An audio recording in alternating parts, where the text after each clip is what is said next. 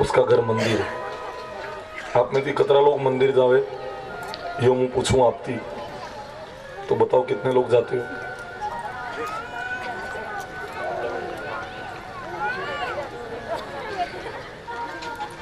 ठीक है, हाल तो प्रलय नहीं होगा, हाल तो है, कोई डरने की बात नहीं। 5-7 जना तो है, हजारों में 5-7। मेरे बहनों, आप में से कितनी मंदिर जाती है?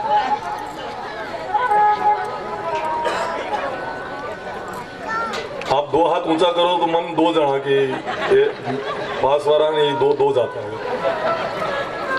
ये पास वाली बहन भी शायद मुझे ऐसा लग जाता, एक हाथ। जब दोनों हाथ ऊंचे करती हो ना तो मार 2 की गणना में जाए तो है 10 एक तो ये भी है। फल नहीं रहेगा, प्रलय हो, टेंशन मत लेना, घबराना मत, है हाल तो। मैं निवेदन करता हूं कि आपको समय निकालकर मंदिर जाना चाहिए।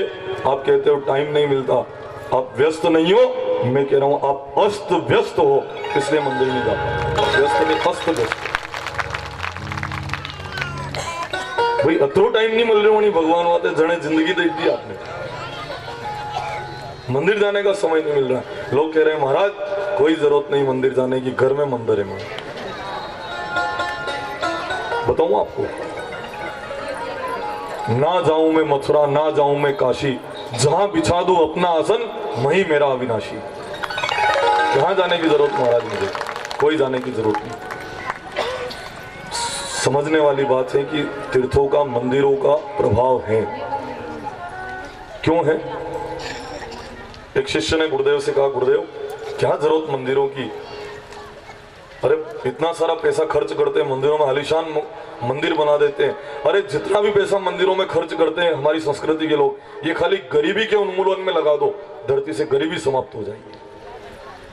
लोग कहते हैं इतना पैसा लगाओ, कई जरूरत मंदिर में, इतने पैसे से तो गरीबों की मदद कर दो तो गरीबी खत्म हो जाए दुनिया में। तब मैं उन लोगों को एक बात कहना चाहूंगा, तब गुरुदेव ने क्या जवाब दिया? गुरुजी ने कहा, बेटा तू पानी का ऐसे पीता है, सुनना, विज्ञान के आधार पर मंदिर की आवश्यकता मैं आपको बता रहा हूं। जो विज्ञान पढ़े लिखे उनको जल्दी समझ में आ जाएगा। बेटा तू पानी का ऐसे पीता है, तो कहा गुरुदेव पानी में गिलास से पीता हूं। बेटा गिलास से पानी क्यों पीता है तू विज्ञान का छात्र है, तुझे ये पता होना चाहिए कि H2O के माध्यम से, हाइड्रोजन एवं ऑक्सीजन के माध्यम से हवा में पानी की मात्रा है। अब जो विज्ञान पढ़े लिखे लोग, आप सबको H2O, हाइड्रोजन, O यानी ऑक्सीजन, हाइड्रोजन एवं ऑक्सीजन के माध्यम से हवा में पानी की मात्रा है। तो तू एक काम कर, मुंह खोल, अंदर सांस लेना प्रारंभ कर, तो तेरे जल की पूर्ति शरीर में हो जाएगी। उसने कहा गुरुदेव हवा में पानी मौजूद है, पर फिर भी पानी पीने के लिए एक गिलास की जरूरत पड़ती है। गुरुदेव ने कहा बेटा उसी तरह से कण कण में ईश्वर व्याप्त है, पर उनकी प्रार्थना के लिए एक मंदिर की आवश्यकता पड़ती है। मंदिरों का अस्तित्व है। मंदिर क्या है?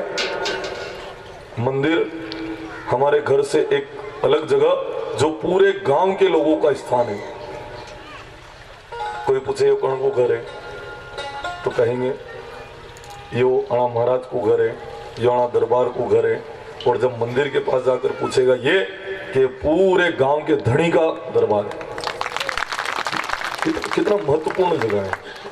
घर में साधनाएं हो, परंतु जब संसार की आवाजें हमको कान में सुनाई दे, मंदिर भी हमारी तरफ से उपस्थिति होना चाहिए। आज से शुरू होना, भले 1 मिनट 30 सेकंड के लिए दर्शन करके आना। जब उन्होंने जीवन दिया है तो 30 सेकंड मनावाते नहीं निकल सके। जाने आने का समय खर्च करो, 2 मिनट 5 मिनट 10 मिनट लग जाए मंदिर तक जाने में। मैं कह रहा हूं कि आपके मोहल्ला में जो मंदिर है वहां धूप दे लो, पर मनावाते निकलो तो सही थोड़ा घर थी। जयराम जी की खाली घर से निकलने की बात कर, भगवान के नाम से घर से निकला जाए। आप घर थी निकलो, मंदिर जाए के बाद आपको जीव मंदिर में रहे कि नहीं रहे, पर घर थी मंदिर जावा को टाइम जो है नहीं, यो टाइम आपको एक ज लक्ष्य है, मैं मंदिर जई रही हूँ, मैं मंदिर जई रही हूँ, मन को पुण्य ज्यादा मिले। मंदिर जावा के बाद फिर बोले विचार आई जा कि अब के फसल कम भी है ना, अब के तो जुआर वाऊंगा ना, अब के सोयाबीन में जीव नहीं है मारो। मंदिर जाने के बाद हो सकता है आपके खेत और फसल में आपका मन चला जाए, पर घर की मंदिर जावा के टाइम जो खर्च करते हो ना, ये 2 मिनट 5 मिनट 10 मिनट आपके बहुत फायदे के हैं। क्योंकि एक बात लेकर आप घर से निकल रहे हो, मैं भगवान के घर जा रहा हूँ, मैं भगवान के मंदिर दर्शन करने जा रहा हूँ। ये 2 मिनट 5 मिनट घना उपयोगी है आपका, इसलिए मंदिर जाने का संकल्प हमको लेना चाहिए, बहुत महत्व। भले तेजाजी महाराज को मंदिर में मेरे वहां दर्शन करो, भगवान बातें निकलो तो सही कि नहीं निकलो, करती निकलना चाहिए भगवान के लिए। थोड़ा बहुत समय ईश्वर के लिए हमको निकालने का संकल्प लेकर मंदिर, जो भी मंदिर हो, शिव जी का हो चले जाओ, राम जी का, कृष्ण भगवान का, भले भैरव बाबा जी का, देवनारायण भगवान का, आप अपने अपने मोहल्ला में। हमारे पुरखों ने बहुत मंदिर इसलिए बनाए कि थे अणी मोहल्ला थी, मणि मोहल्ला में नहीं जा पाओ तो थांगे मोहल्ला में तेजाजी महाराज वहां धोख दे लो, देवनारायण तुम्हारे पास वहां कर लो, राधा कृष्ण राम जानकी वहां दर्शन कर लो भाई। पर निकलो तो सही अपने घर से, अपने घर से मंदिर के लिए व्यक्ति को निकलना चाहिए। आज से संकल्प लीजिएगा, बहुत ज्यादा पुण्य आप प्राप्त करेंगे। खाली जाकर एक झलक उनकी निहार लो बस। भगवान तुम्हारे मंदिर में मैं तुम्हें रिझाने आया हूँ, वाणी में तनिक मिठास नहीं पर विनय सुनाने आया हूँ। और तेरी करुणा को लेने के लिए पात्र भी नहीं मेरे पास, केवल नाथ आंखों के दोनों प्यालों में एक भीख मांगने आया हूँ। ये आंखों के प्याले हैं, इनमें दर्शन की भीख तू डाल देना। ये करके उस दरबार में आप पहुंच जाओ, जाना चाहिए। तो मैंने थोड़ा सा पूछ लिया था मंदिर कितने लोग जाते हैं, तो 10 एक बहनें और 10 एक आदमी के हाथ ऊंचे हुए। तो कई बात नहीं, डरवा की जरूरत नहीं, हाल तो है अड़ी धरती के ऊपर खुला ही नहीं हुआ। जयराम जी की कुछ समय ईश्वर के लिए निकालो, जब तक जिंदगी रहेगी फुर्सत मिलना नहीं है। पर ये काम तो ऐसा है कि भूत मरे ने पलित जागे। एक काम पूरा करो, 2 काम खड़े, 2 कर दो, 4 खड़े। अच्छा काम कभी खत्म होते हैं क्या? कभी खत्म नहीं। सास ने पूछा बेटी सब काम निपटी गए बहू से? माता बहने सब काम गिना। हाँ माँ उठी, फिर स्नान किया, बर्तन भांडे मांजे, कपड़े धोए, स्नान किया, पूजा पाठ करी, भोजन बनाया और अब मैं सो रही हूँ। बड़ी चैन की सांस लेकर कहा। सुबह उठकर सासू ने फिर कहा काम माथा ठोक कर कहा सब पड़ी हुए काले करे वो काले फिर करना है। ऐसा नहीं कि एक दिन किया तो सब काम खत्म हो जाएगा, कल फिर वो सारे के सारे कार्य आपको संपादन करना। किस तरह से काम खत्म नहीं होते, मुझे एक बात स्मरण में आ रही है, आज ये जानना बहुत आवश्यक है। एक देखो किस तरह से काम खत्म नहीं होते। एक बहन मन में विचार करती है कि रोज के रोज काम रहते हैं, क्यों ना थोड़ा हाथ में फुर्ती रखूं तो थोड़ा रेस्ट भी करूंगे, क्या तक काम में लगी रहूंगी। हाथ में फुर्ती रखी, 12 बजे सब काम निपट गया उसका। 12 बजे सब काम निपटा। उसने थोड़ा सोचा कि थोड़ा रेस्ट कर लूं। जैसे ही रेस्ट करने को ही उसके ध्यान में आया कि हो टाइम से निपटी गया, कहानी पापड़ बनी लू, एक्स्ट्रा काम उपज पड़ा। वाह भाई आज भी काम उपज पड़ा, काले तो रेस्ट कर लूंगा। हाथ में फुर्ती रखी उसने। अगले दिन 12 बजे सब काम पूरा करके वो सोने का विचार करने लग गई। उसके ध्यान में आया कि हो टाइम से निपटी, आज अच्छा ना किलो एक्स्ट्रा काम कुछ पड़ा, रेस्ट नहीं। उसने कहा कल तो मैं जरूर रेस्ट कर लूंगी। हाथ में फुर्ती रखी, 12 बजे सब काम निपटा, बिस्तर के पास चली गई। उसके ध्यान में आया कि हाउस टाइम थी निपटी गया, कहानी अनाज गोदड़ा की खोरा भी लूँ आज। ये तो जहां तक जीवना वहां तक हिवना है। बोलो आज गोदड़ा की खोरा हिवा में लग गया, नहीं रेस्ट कर पाई, नहीं सो पाई। उसने कहा अब तो सब काम निपट गया, गोदड़ा की खोरा भी हुई, कल तो जरूर रेस्ट करूंगा। हाथ में फुर्ती रखी, 12 बजे सब काम निपटा और जैसे ही सोई, बिस्तर कर ली उसने, सोई, ऊपर नजर पड़ी कि उस टाइम निपटे कहानी डांडा झटकी लुआ। फिर उठी और डांडा झटकी ने क्यों कि जे तर चल रहे वही तर चलवा दो, जनधन एक्स्ट्रा, जनधन जल्दी निपटी जाओ, वंदन का इनके एक्स्ट्रा काम आई न खड़ो हो जाओ। जयराम जी की बोलो, जब तलक रहेगी जिंदगी फुर्सत न मिलेगी काम से, कुछ समय ऐसा निकालो प्रेम कर लो राम से। भगवान के लिए फुर्सत मत देखो, भगवान के लिए समय निकाल कर फुर्सत में हो। ये सीजन वाली भक्ति मत करो। जयराम जी की बोलो कि टेम है तो भक्ति करेल दी, नहीं टेम नहीं है तो धक्का दिया भगवान। जल्दी रहती है वर्णन साड़ी को पहननी धके भगवान धकार दे। जयराम जी की बोलो जल्दी रहती है उस दिन टाई बेल्ट और बूट पॉलिश नहीं धके भगवान ने धकार दी। काम धकाड़वारी का बीज है और बाकी तो कई धके संसार में। मैं निवेदन करूंगा सब कुछ धक जाए पर मेरा सामरा सेठ कभी नहीं धके, मेरा बालाजी और मेरा राम जी कभी नहीं धके। ध्यान रखना, इनको मत धकाना, बाकी सब कुछ धक जाए पर मेरे भगवान को आप मत धकाना। और मेरे श्रोता कभी नहीं धकाते हैं, इसलिए तो सब काम धकाकर कथा में आ गए। और जिसने परमात्मा को धकाया वने जीवन भर धक्का खा रहा। धक्का खाना वे तो भगवान ने मत धका दो। और अगर सुख चाहते हो तो भगवान को बिल्कुल जब भी अवसर मिले थोड़ा बहुत समय उनके लिए हमको निकालना चाहिए। आ जाओ कथा में, कहाँ चल रहे हो? गाड़े के नीचे भगवान को सुला रखा है, कोई देख भी नहीं रहा है उनको।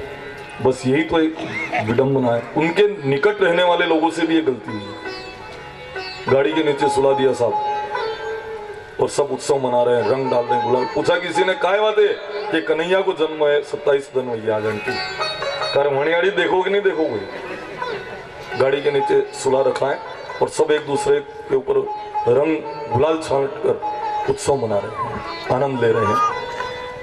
रोहिणी नक्षत्र जब आए ना 27वें दिन तो फिर जन्मोत्सव ठाकुर जी के लिए बन रहा है।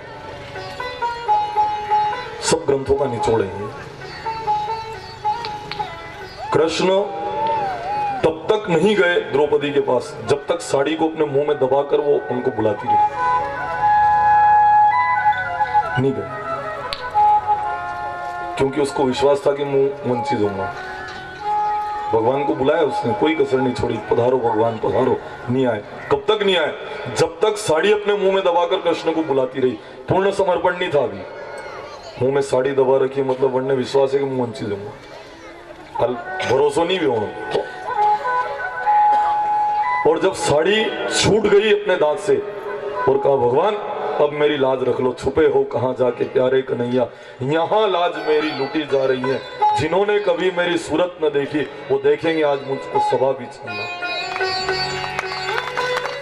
भगवान ने सोचा अबे मार भरोसे होगी, साड़ी मुंह से छूट गई। तब मेरे भगवान आए, साड़ी बढ़ा दी। इतनी साड़ी बढ़ी, इतनी साड़ी बढ़ी, दुशासन बेहोश होके गिर गया साड़ी खींचते खींचते। दुशासन ने कहा साड़ी है कि नारी है, नारी है कि साड़ी है, साड़ी बीच नारी है कि नारी बीच साड़ी है। ये विचार कर करके बेहोश होके नीचे गिर गया। देखो दुशासन साड़ी खींच रहा है, बेहोश हो जाता है, पर कब तक? द्वारकाधीश नहीं आए जब तक वो साड़ी मुंह में दबाकर बुलाती रही। हाथी जब तक मगर से लड़ता रहा भगवान को बुलाता भी रहा। भगवान कब तक नहीं आए? जब तक वो अपने बल से लड़ता रहा। और अंतिम पुष्पांजलि समर्पित कर गया भगवान अब लाश थारे हाथ में। भगवान ने कहा अब जाना पड़ेगा, अब उसका समझ। यानी कि यूं कह सकते हैं कि जहां तक आपके मन की दादागिरी खत्म नहीं हुए वहां तक मणि परम दादा को सहयोग नहीं मिले। अगर उसका सहयोग पाना हो तो मन के अहंकार को मैं हूं ये मिटाना पड़ेगा। जब मैं था तब हरि नहीं, अब हरि है मैं नाही, प्रेम गली अति सांकरी तामे दो में समाई। ढूंढते ढूंढते मैं खुद खो गया, जिसको मैं ढूंढता था वही मैं हो गया।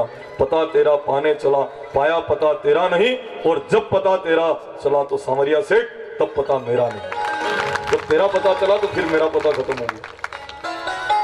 प्रेम की गति गली बहुत सांकरी है, उसमें हरि और मैं ये दोनों एक साथ नहीं रह सकते हैं।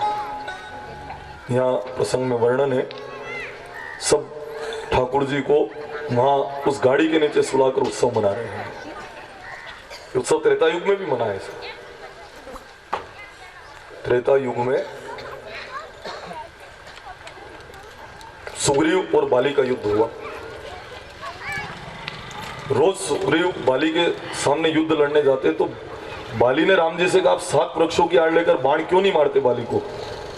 राम जी ने कहा कि तू मेरे सामने देखना, दोनों की शक्ल एक जैसी है, ते मालूम भूल चूक में बाण अगर थन लग गयो तो तुम मेरी तरफ देखना, तुम मेरी तरफ नहीं देखता और बस शक्ति से लड़ रहा है।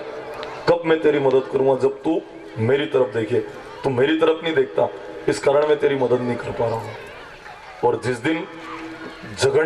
दिन इनका जो युद्ध चल रहा था, जो झगड़ा चल रहा था, उसमें बार बार सुग्रीव राम जी की तरफ देख रहे थे। राम जी ने समझ लिया कि यो सुग्रीव ने जो नहीं देखे रहे वो बाली, तब बाण मार दिया। मैं निवेदन कर रहा हूँ, आप बाली मत बनना, मेरे सांवरिया सेठ की तरफ बार बार देखते रहना, वो आपकी मदद कर। जो नहीं देखे मणियारी वो बाली है, और जो उसकी तरफ देखे वो सुग्रीव है। बोलो जीतना है? हाँ तो कर लो, जीतना है तो जीतना है तो देखना, हारना है तो फिर अगर हारना है तो मत देखना, और जीतना है सदैव मेरे सांवरा सेठ की तरफ देखते रहना। 28 दिन तक युद्ध चला है जरासंध और भीम का। भीम ने कहा अब मैं युद्ध लड़ने नहीं जाऊंगा प्रभु, अतरी ताकत है मणि जरासंध में, आप तो यहाँ आराम से अतिथि गृह में खीर पी रहे हो, वहां रोज मैंने पढ़ के नहीं थे। यहाँ अतिथि गृह में आप रहते और मेरे को बहुत कष्ट, अब मैं नहीं जाऊंगा। भगवान ने कहा तुम मेरी तरफ नहीं देखता, तुम मेरी तरफ देख, जरासंध के ऊपर तेरी विजय हो जाएगी। और जिस दिन जरासंध से युद्ध लड़ते समय भीम ने भगवान की तरफ देखा, भगवान ने एक तिनका उठाकर इशारा करके बताया कि ले उठा, और इस तरह से 2 फाड़ करके इसको फेंक दे इधर और एक इधर, तब कहीं जाकर ये जरासंध मरेगा। इशारा किया मेरे सांवरिया सेठ ने, मेरा सांवरिया सेठ आपकी तरफ भी इशारा करेगा, आप जाना तो सही। इशारा आपकी तरफ भी करेगा, वो आज भी करता है इशारा आपकी तरफ, पर आप जाओगे तब करेगा ना, इसलिए जाना आप उसकी तरफ देखोगे, जरासंध के ऊपर विजय होगी, और नहीं देखोगे आपको हारना पड़ेगा। 28 दिन भैया साहब रोज लड़ने जाए, रोज नीचे पड़ के हाथ का जो है हल्दी को दूध पिए, मालिश करावे। जयराम जी वो भीम रोज हल्दी का दूध पिए, रोज वो मालिश करवाए न, बहुत दर्द होता है। अंत में 28वें दिन तो कह दिया आप मारती नहीं जाओगा, यहाँ खीर आप पियो ना, वहाँ हाड़ का मारा भांगी, आप मारती नहीं जाओ। भगवान कहते मेरी तरफ तो देख, और जिस दिन देखा उस दिन जरासंध हार गया। निवेदन करता हूँ उसकी तरफ आप देखोगे जीत जाओगे, और उसकी तरफ नहीं देखा तो हार का सामना आपको करना पड़ेगा। इसलिए जीतना है उसकी तरफ आप नहीं हारिए। यहाँ प्रसंग में वर्णन है, सब लोग गाड़ी के नीचे सुलाकर उत्सव मना रहे हैं और आनंदित हो रहे हैं। भगवान ने कहा मेरी तरफ नहीं देखता, मैं दिखा सकता हूँ। अपने चरण को ऊंचा उठाया, गाड़ी को स्पर्श कराया, गाड़ी पलटी, धड़ाम की आवाज हुई, सब लोग दौड़ के पहुंच गए। कितनी देर लगी कन्हैया को अपने पास बुलाने में? कितनी देर लगी? 1 मिनट खाली, सब लोग दौड़ के पहुंच गए। यशोदा जी ने कहा आज हमारे कानूड़ा के कई वही हो, और इस गाड़ी का एक भी पुर्जा गिर जाता, लाला का अस्तित्व खतरे में था। कणिक टेम का 2 कण आड़ा आया, 3 वाट फूटे माती मर्चा लाई, 3 वाट फूटे माती मिट्टी लाई, है ना, मिर्ची भी ली साथ में, मर्चा के अंडे वा मिट्टी ली थी 3 वाट फूटे वहां की, 21 दान उंगारी चूल्हे में डाल कर का दमश नहीं फूटी, उनको मतलब नजरस थी। और फिर यूं भी किया, यूं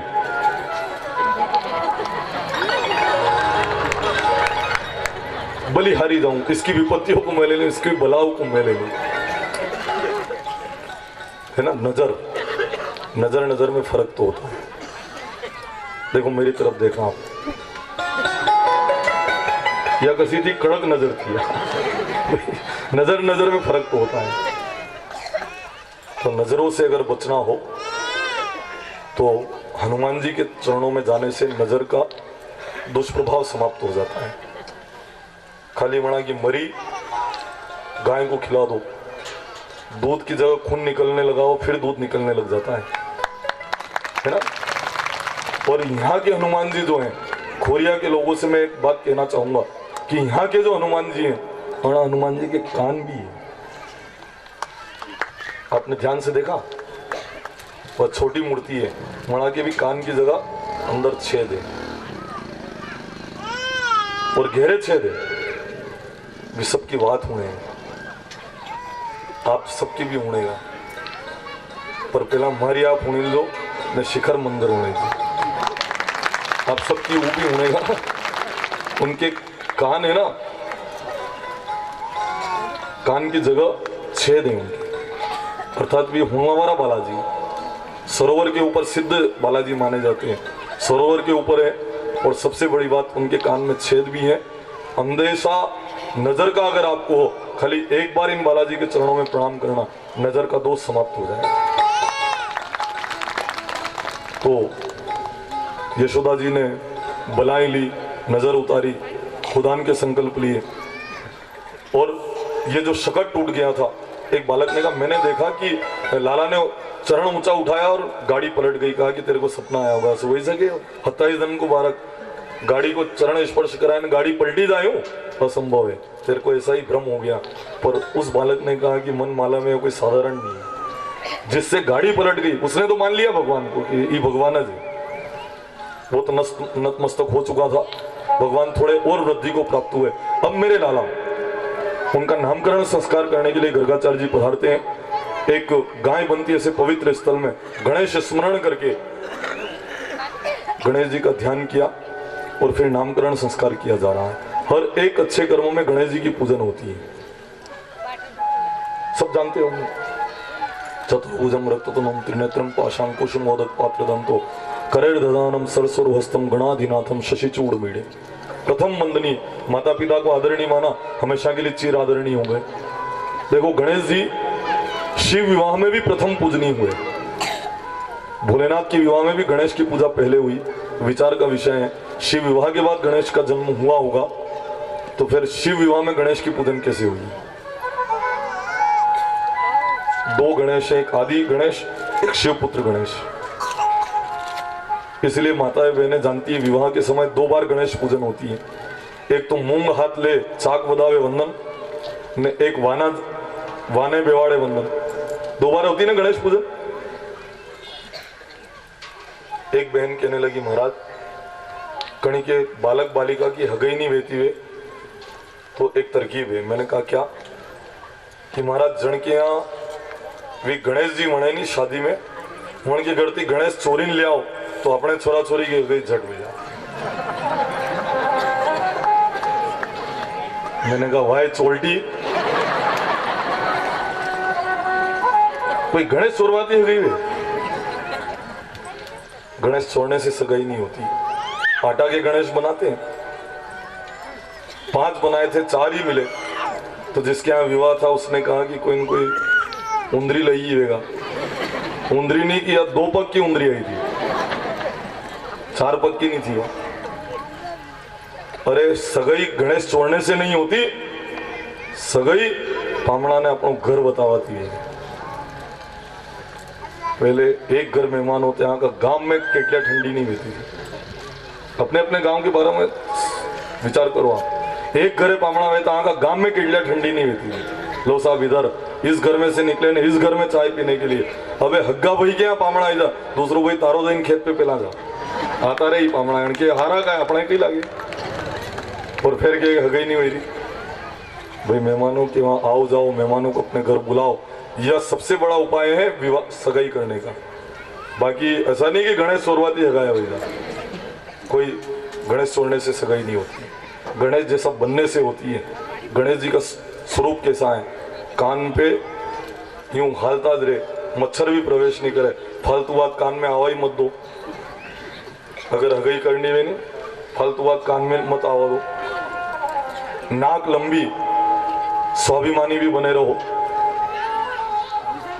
और फिर पेट मोटो, कई बात आई भी जात हजम कर लो।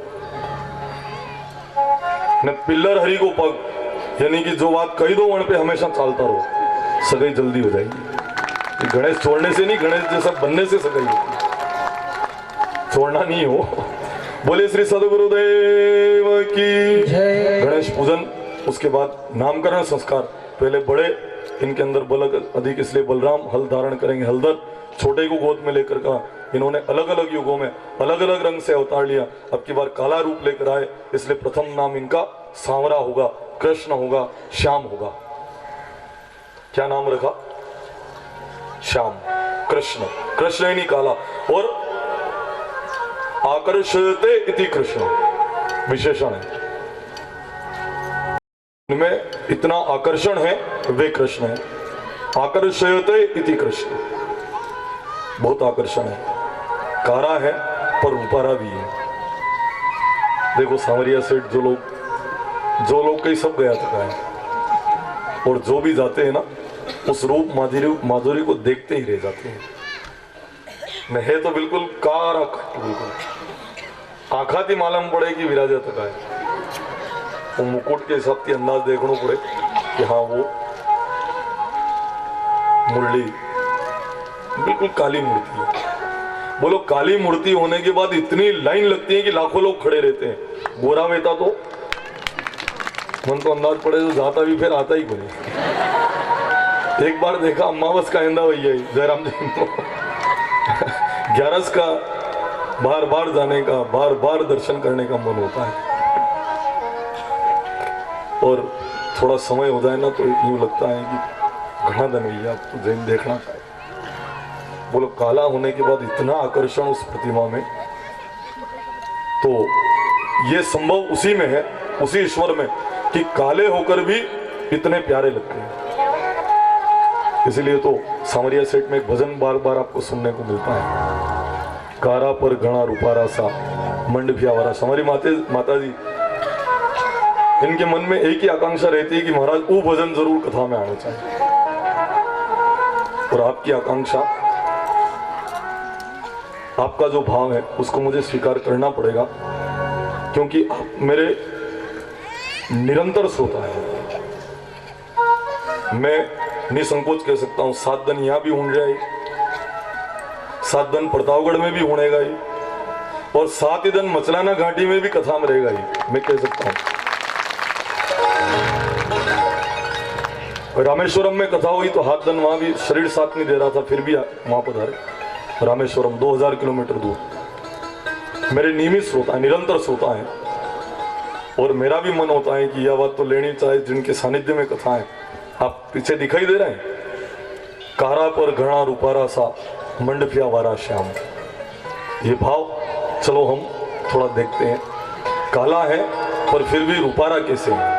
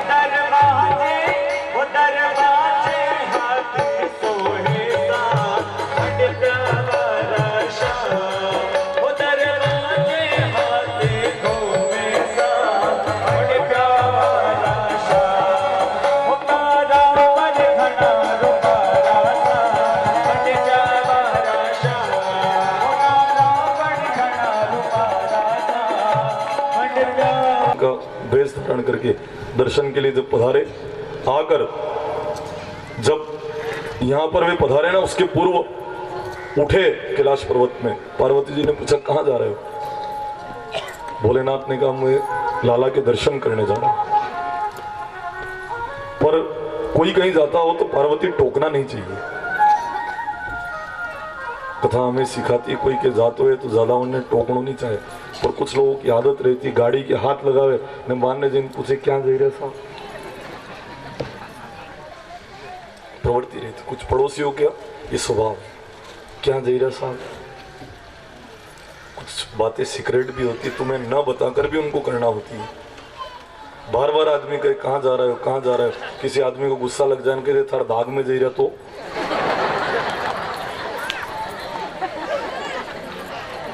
क्यों पूछे?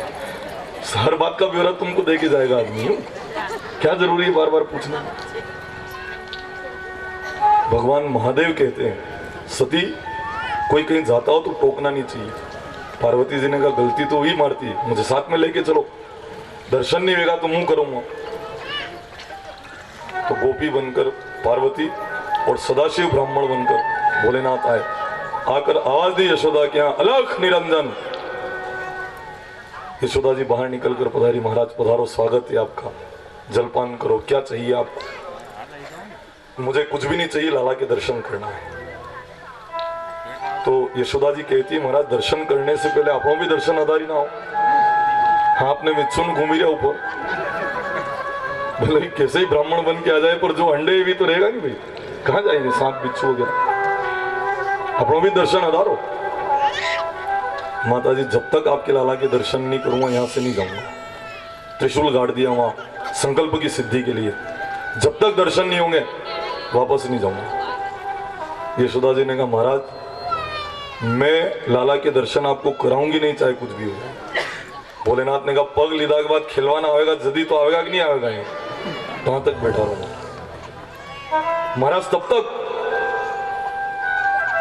तो भोलेनाथ कहते तब तक। तब यशोदा जी कहती है महाराज मैं लाला को इस रास्ते से खेलने निकलने ही नहीं दूंगी, एक रास्ता हो रहे में मैं बांधने खिलवान जाएगा।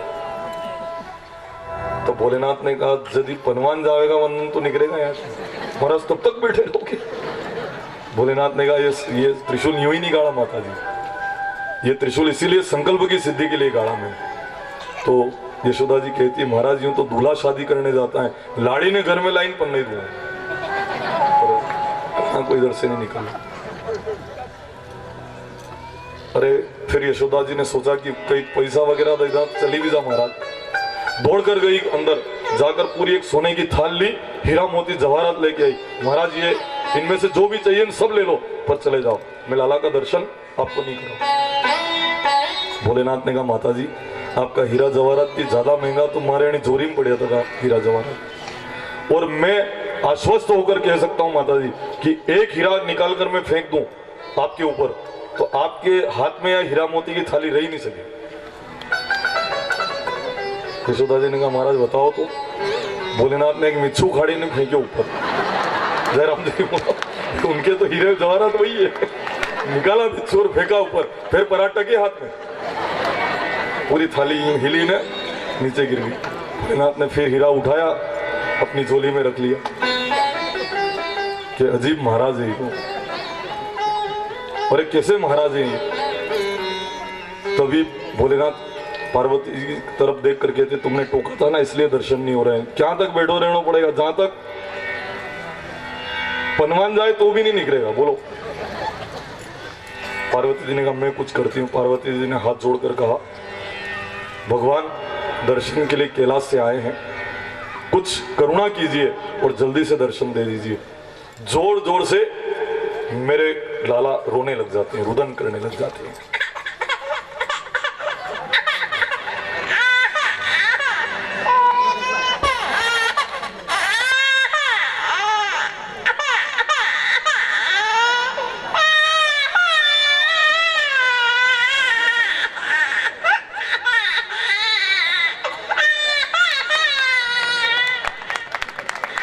बोले श्री सदगुरुदेव की। जब लाला जोर जोर से रोने लग जाते हैं तो पार्वती जी तब अवसर देख कर कहती है, यशोदा जी ये महाराज साधारण महाराज नहीं है, लाला रो रहा है ना, अगर चुप रखवाना हो इन महाराज के सिवाय लाला चुप नहीं रह सकता है।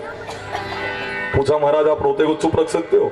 भोलेनाथ ने कहा खाली नजर पड़े न रोता था चुप रह जाए, लाओ तो सही आप, खाली मेरी नजर पड़े और रोते हुए चुप रह जाते। यशोदा जी ने लाला को उठाया, बाहर लेके पधारी, हरि हर का मिलन हुआ। बिल्कुल आकर्षित खिंचती हुई यशोदा जी शिव जी के निकट पहुंच जाती है। भोलेनाथ लाला को हरि को तब प्राप्त कर लेते हैं और देवता लोग पुष्पों की वृष्टि करते हैं, हरिहर यहाँ पर मिलन हो जाता है। तब मेरे लाला हंसना शुरू कर देते हैं।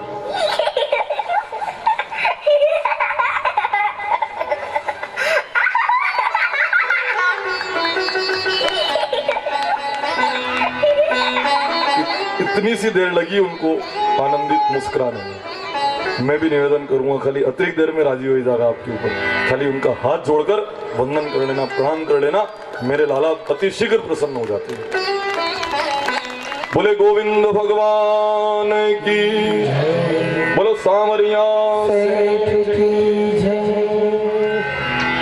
इसलिए अगर शाम सुंदर का सहारा न होता, अगर शाम सुंदर का सहारा न होता, अगर शाम सुंदर का सहारा न होता, अगर शाम सुंदर का सहारा न होता, अगर शाम सुंदर का सहारा न होता, तो दुनिया में कोई हमारा न होगा, तो दुनिया में कोई हमारा न होगा।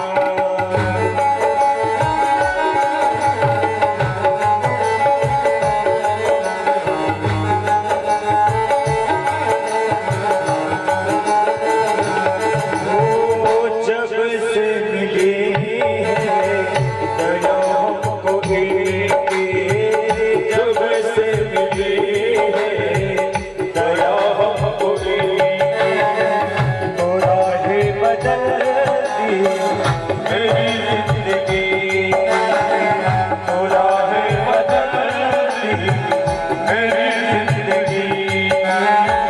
नजरे कराना जो इशारा न होता, नजरे कराना जो इशारा न होता, तो दुनिया में कोई हमारा न होता, तो दुनिया में कोई हमारा न होता।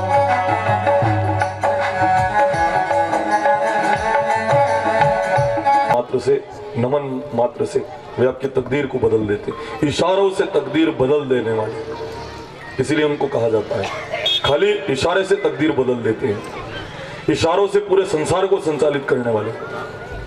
उनके चरण शरण हमको होना चाहिए।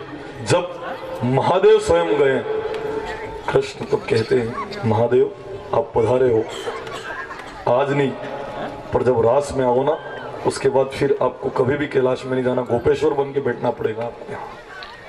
अबार नहीं, अबार तो बोले कैलाश में पधारो आप, पर फिर जब डबल आओगे ना रास के समय, उसके बाद गोपी बनकर आओगे, गोपेश्वर बनकर आपको सदैव यहाँ पर विराजमान होना पड़ेगा। एक दूसरे से चर्चा की, अपने धाम को कैलाश में भगवान भोलेनाथ पधार जाते हैं। सुखिया नाम की मालिन का प्रसंग है। सुखिया नाम की मालिन प्रतिदिन आती, एक दिन उसका भाग्य जगा और कृष्ण के उन्हें दर्शन हो जाते हैं और कृष्ण थोड़े वृद्धि को प्राप्त हुए, मिट्टी खाने लग गए। आजकल के बच्चे भी मिट्टी खाते हैं। क्यों मिट्टी खाते हैं वे? जननी जन्मभूमिश्च स्वर्गादपि गरीयसी, माता और मातृभूमि स्वर्ग से भी बढ़कर है। शायद मेरे लाला, मेरे कान्हा मिट्टी खाकर सीमा के ऊपर तैनात जो सैनिक है उनको धन्यवाद ज्ञापित कर रहे हैं। राष्ट्र प्रथम, देश प्रथम, मातृभूमि के प्रति स्नेह उनका, जो राष्ट्र के लिए सीमा के ऊपर तैनात सिपाही हैं, भारत माता से अपना रिश्ता इतना जोड़ लेते हैं, रक्षाबंधन के ऊपर बहन इंतजार करती रहती है, भारत माता को उन्होंने राखी बांधी है, माँ इंतजार करती रहती हैं, पर उनको भारत माँ की गोद मिल गई है। देखो आप, राष्ट्र को वे सब कुछ मानकर इसकी सेवा में तैनात रहते हैं, क्या उनको कथा में याद नहीं करना पड़ेगा? जिस कथा में सैनिकों को सम्मान नहीं दिया जाता हो, उस कथा का पूरा पुण्य नहीं मिलता। क्यों? क्योंकि राष्ट्र धर्म निभाने वाले, राष्ट्र के प्रति स्नेह जताने वाले, वे भी नींव के पत्थर हैं, उनको इस कथा में स्मरण करना बहुत आवश्यक है। आप इस खोरिया में भागवत कथा इसलिए सुन पा रहे हो कि मेरे देश का वीर जवान मुस्तैद सीमा के ऊपर खड़ा है। अगर मेरे देश का वीर जवान सीमा के ऊपर तैनात ना हो, आप इस खोरिया में बैठकर कथा नहीं सुन सकते हो। आप रात में चैन से क्यों सो सकते हो? क्योंकि मेरे देश का वीर जवान पूरी रात भर जागता रहता है, इसलिए आप अपने घरों में आराम से सो सकते हो। कथा में अगर उन सैनिकों को हम सम्मान न दें तो मैं सोचता हूं कथा अधूरी रह जाती है। इसलिए उन सैनिकों को हम इस कथा में सम्मान देकर उस कथा का जो पूरा फल हमें प्राप्त करना है हम प्राप्त करेंगे। बोलिए मेरे साथ एक जय आज। भारत के वीर सैनिकों की जय, भारत के वीर सैनिकों की जय। ये जय ना बोलो तो सब कुछ जय अधूरी रह जाती है। अरे क्या कर दिखाया कारगिल में मेरे देश के उन वीर जवानों ने। जियो मेरे देश के वीर जवानों, जियो। भगवान तुम्हें बहुत बहुत बहुत लंबी उम्र प्रदान करे। सर्जिकल स्ट्राइक हो या एयर स्ट्राइक हो, सर्जिकल स्ट्राइक, एयर स्ट्राइक, दूसरे देश में जाकर अपने देश का डंका बजाकर 350 मानव बमों को समाप्त करना कोई खेल वाली बात थी? देश के उन वीर जवानों के हौसले बहुत बुलंद थे। विदेश में जाकर मानव बम बन रहे उन आतंकवादियों को उनके देश में जाकर धराशायी कर दिया। जियो मेरे देश के वीर जवानों, जियो। भगवान तुम्हें बहुत बहुत लंबी उम्र प्रदान करे। देखो आप, अभिनंदन, अमेरिका का अत्याधुनिक विमान मेरे देश के पुराने विमान से टकरा कर खत्म कर दिया। बोलो आप, नीचे गिरे पैराशूट से, नीचे गिरकर समझदारी बताई मैं कहां हूं। तो पाकिस्तान के लोग झूठ बोलकर कहते तुम हिंदुस्तान में हो। भारत माता की जय बोले तब उन लोगों ने कहा ये हिंदुस्तानी है। पकड़ना चाहा, जितने भी दस्तावेज थे सारे के सारे डुबकी लगाकर पानी में समाप्त कर दिए, बाकी शेष बचे उनको खा लिया। अभिनंदन है, अभिनंदन का इस भारतवर्ष में। देखो आप, जब आए पलक पावड़े बिछाकर हिंदुस्तान की जनता इंतजार कर रही थी। क्या कर दिखाया मेरे देश के वीर जवानों ने। वास्तव में भारत की सेना, इनके हौसले इतने बुलंद हैं, इतने बुलंद हैं, शब्दों से जिसको व्यक्त नहीं किया जा सकता। भारत माता की आनंद आनंद आता है ये जय बोलने में। भारत के वीर सैनिक जो इस राष्ट्र के प्रति समर्पित हैं, जब इस भारत का डंका विदेश में बजा और विदेश की संसद में मेरे भारतीय सेना के उस जज्बे को देखकर जब हड़कंप मच गई, तो वह राष्ट्रगीत बहुत उपयुक्त था। यहाँ देखना है जोर कितना बाजुए कातिल में है, सरफरोशी की तमन्ना अब हमारे दिल में है। देखना है जोर कितना बाजुए कातिल में है। हमारे देश में आकर करीब 42 जवानों को मार दिया, वीर गति को वे प्राप्त हुए। और तब मेरे देश के वीर जवानों ने जो कर दिखाया, इधर 42 उधर 350, तब हमेशा परमाणु की धमकी देने वाले शांति शांति शांति शब्द बोलने लग गए। संसद में क्या चर्चा होने लगी कि शांति रखो, युद्ध में किसी को कुछ मिलेगा नहीं, क्योंकि सब कुछ तैनात था। सब कुछ तैयारियां थी, तो फिर शांति की तरफ बढ़ गए। तब ये राष्ट्रगीत बहुत उपयुक्त रहेगा। कौन सा? सरफरोशी की तमन्ना। शब्दों को सुनना, देखो उस परिप्रेक्ष्य में वो राष्ट्रगीत उचित है कि नहीं, आप अभी आपको लगेगा। अगर आप ध्यान से सुनोगे, शब्दों को समझ कर सुनना।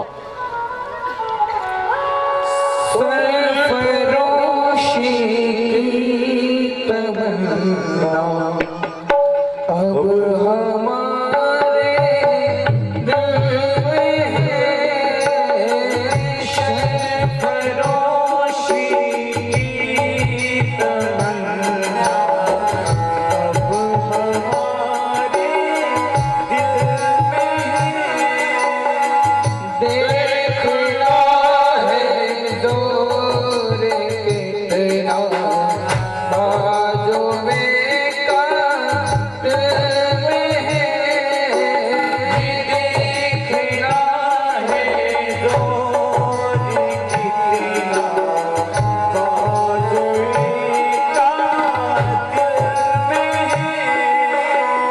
रह रवेरा हे मोहब्बत रह न जाना राह में। रह रवेरा हे मोहब्बत रह न जाना राह में। लज़्ज़ते सहरा नवर दूर ये मंज़िल में है। सरफरोशी की तमन्ना अब हमारे दिल में है। ए शहीद मुल्कों में तेरे ऊपर निशान। ए शहीद मुल्कों में तेरे ऊपर निशान।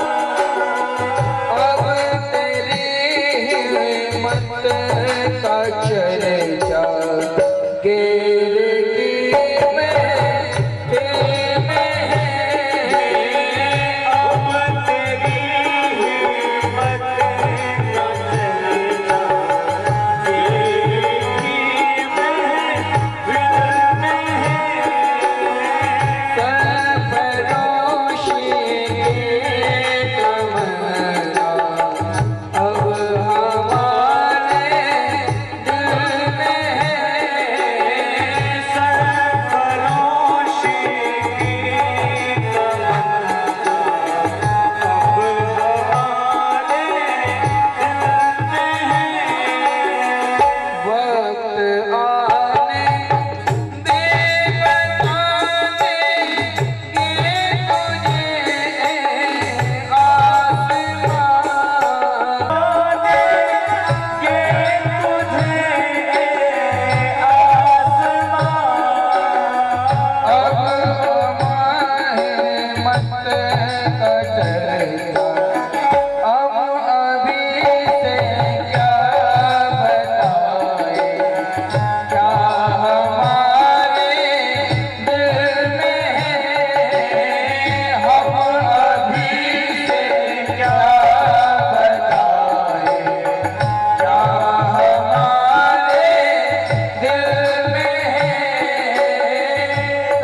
सरफरोशी की तमन्ना अब हमारे दिल में है। सरफरोशी की तमन्ना अब वहां पर मेरे देश का वीर जवान खड़ा रहता है, क्या उनको याद नहीं करना चाहिए? इस सभा में जितने भी पुरुष विराजे हैं, उनमें से कोई सैनिक के पिता हो तो अपने स्थान के ऊपर खड़े हो जाए। अगर आपका बेटा भारतीय सेना में हो, आप अपने स्थान के ऊपर खड़े हो जाए। है कोई ऐसा?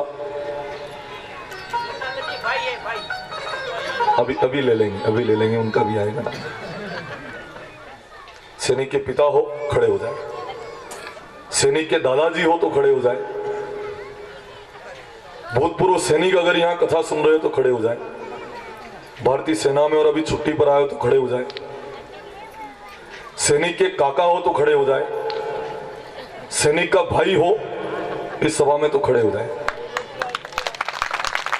सैनिक के 2 भाई खड़े हुए हैं, खड़े रहना, 3 भाई खड़े हुए, सैनिक का कोई गहरा मित्र हो तो खड़े हो जाए।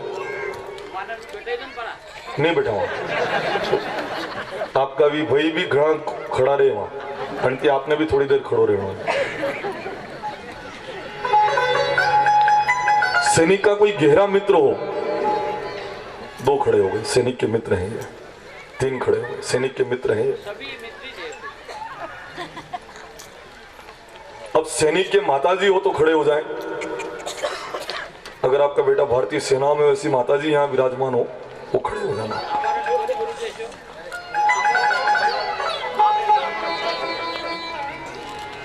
सैनिक के दादी जी हो, काकी साहब हो, बुआ जी हो, मौसी जी हो, बहन हो, या सैनिक के धर्मपत्नी सभा में कथा सुन रहे तो खड़े हो जाएं। सैनिक के परिजन, सैनिक के बहन हो, बुआ जी हो, सैनिक के धर्मपत्नी हो, एक खड़े हुए बुआ साहब ऐसा। मैंने क्यों खड़ा किया आप लोगों को, इसके पीछे अर्थ क्या है? जितने भी सैनिक के परिजन हैं वे सब भी अभिनंदन के पात्र हैं, सम्मान के पात्र हैं, क्योंकि आपके परिवार के लोग भारतीय सेना में सेवा दे रहे हैं।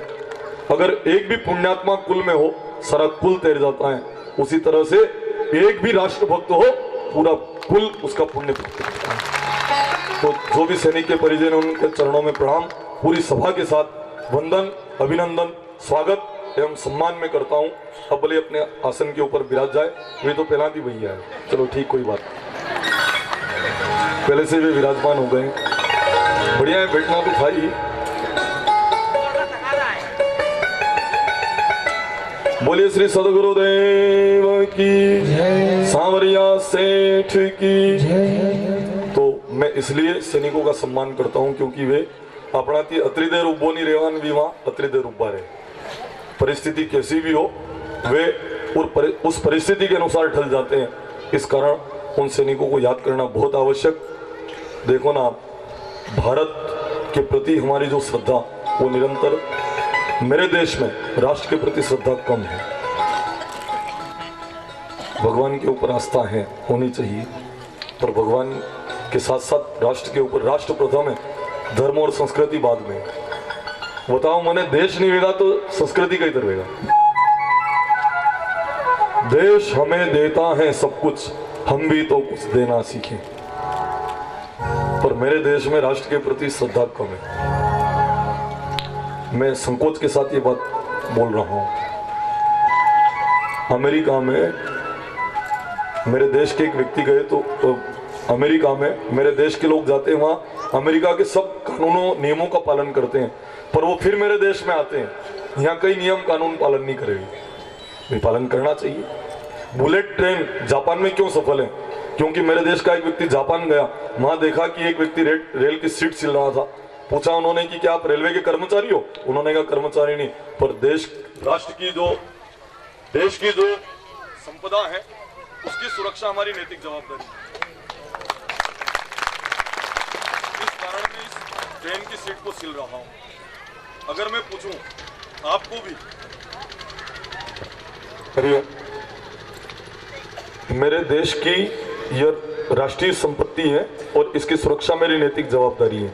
अगर आपको अपने देश की रेल की सीट फटी हुई दिखे तो आप हिवी दो, मैं आशा कर लूं आपकी मन तो अंदाजे हिवी कही दिया में तो स्पंज काढ़ी ने घर ले आवेगा। एक आदमी के हद तो तब हुई जब रेलवे का बल्ब खोल के वो घर ले आया ना, होल्डर में नहीं लगी, जल्दी टेंशन आई हुई। जयराम जी बोलो, आंगनवाड़ी को उद्घाटन नहीं हुए तो फाटका अपने घर लाइन लगा दी। अगर उद्घाटन में लेट देरी हो गई हो, वहाँ की पट्टिया लाइन अपने यहाँ लगा दी। अब कैसे, विश्व गुरु मेरा देश है, तो कुछ हमें भी इसके लिए संवेदनशील होना पड़ेगा। बोलो, सरकार 12,000 रुपये शौचालय के लिए इनको दे रही है, प्रोत्साहन राशि, घर में शौचालय बनाओ, 12,000 रुपये दिए। इन लोगों ने 15 साल पहले का शौचालय बना हुआ, एक चश्मा मंडवाया, स्वच्छ भारत लिखवा है चश्मे में, ने 12,000 रुपये लेने खाई जाए लोग।